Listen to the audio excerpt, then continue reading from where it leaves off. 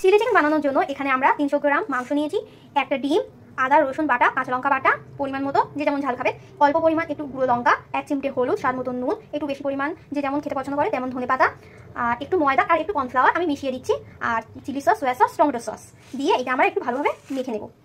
সেটা হাতের সাহায্যে আমি ভালো করে মেখে নিয়েছি একদম। মাখানোর পরে এবার আমি 15 থেকে 20 মিনিট একটু রেখে দেবো। 20 মিনিট পর আমরা ঢাকনাটা সরিয়ে এবার পকোড়াগুলো ভেজে নেবো একটা একটা করে। পকোড়াগুলো ভেজে নেওয়ার পর দেখা হচ্ছে। চিকেনের জন্য আমাদের মাংসের পকোড়াটা রেডি হয়ে গেছে, দেখতেই পাচ্ছেন।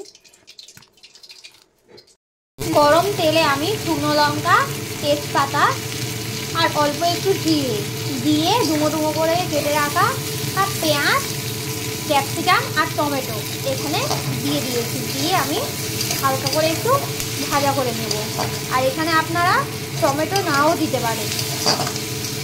গরম তেলে আমি শুকনো লঙ্কা, তেজপাতা আর অল্প একটু জিরে দিয়ে ডুমো ডুমো করে কেটে রাখা আর পেঁয়াজ, ক্যাপসিকাম আর টমেটো এখানে দিয়ে দিয়েছি। দিয়ে আমি হালকা করে একটু ভাজা করে নেব।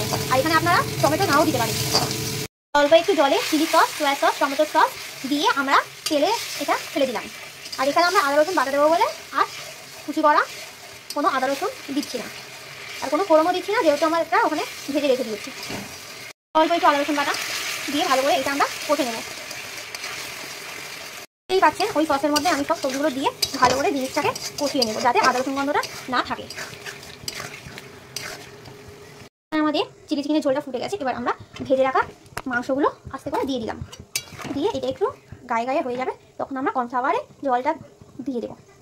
ফুটে গেছে, ঝোলটা ফুটে যাওয়ার পরে কর্নফ্লাওয়ার দেওয়ার আগে ঠিক আমরা এখানে কেটে রাখা ধনেপাতাটা অ্যাড করে দিচ্ছি। আপনারা ধনেপাতা নাও দিতে পারেন, কিন্তু ধনেপাতাটা দিলে একটু ফ্লেভার আসে, তার জন্য এখানে আমি ধনেপাতাটা অ্যাড করেছি।